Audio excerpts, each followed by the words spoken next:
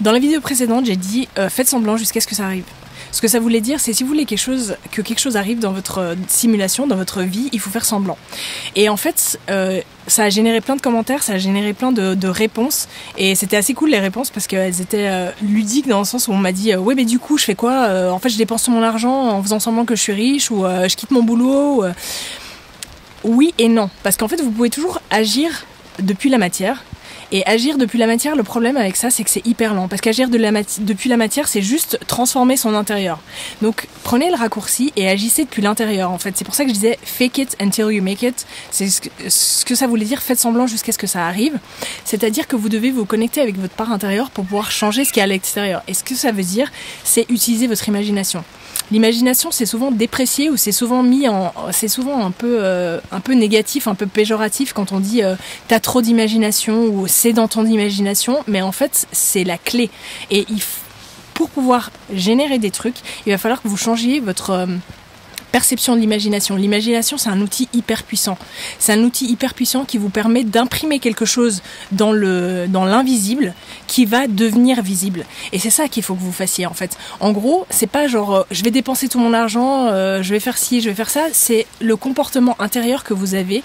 Et c'est pas de la visualisation, ou bien, parce que j'aime pas trop ce terme, visualiser le truc qui va vous arriver. C'est un petit peu New Age, c'est un peu genre spirituel, imaginer le truc, ça va vous arriver. Non.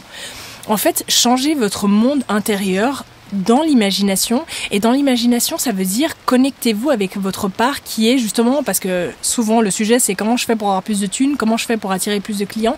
C'est qu'en fait, il faut que vous sentiez à l'intérieur que vous avez déjà plus de clients, que vous avez déjà plus d'argent. C'est-à-dire que vous vous sentiez riche en fait. Et c'est ça, se connecter à cet imaginaire-là, c'est hyper puissant. Et la vidéo là, elle va être courte, donc je peux pas tout dire. Je vais faire un live dans les prochains jours pour vous expliquer, pour en fait répondre direct à vos questions directes.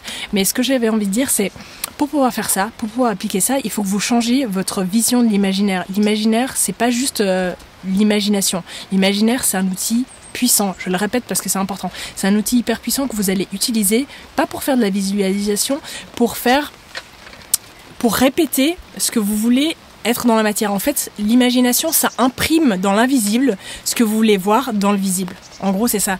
Donc, si j'ai envie d'avoir de la thune, si j'ai envie d'avoir plus de clients, si j'ai envie d'avoir un boulot de rêve, en fait, il faut que vous vous sentiez déjà dans ce boulot. Et pour faire ça, vous fermez juste les yeux et vous répétez la scène, en fait. C'est comme les artistes, c'est comme les sportifs, c'est comme les chanteurs. Vous répétez déjà la situation dans votre tête, vous le répétez tout le temps. Et finalement, à force de le répéter, ça imprime dans l'invisible ce que vous voulez voir dans le visible et là, ça va devenir visible. C'est ça la clé.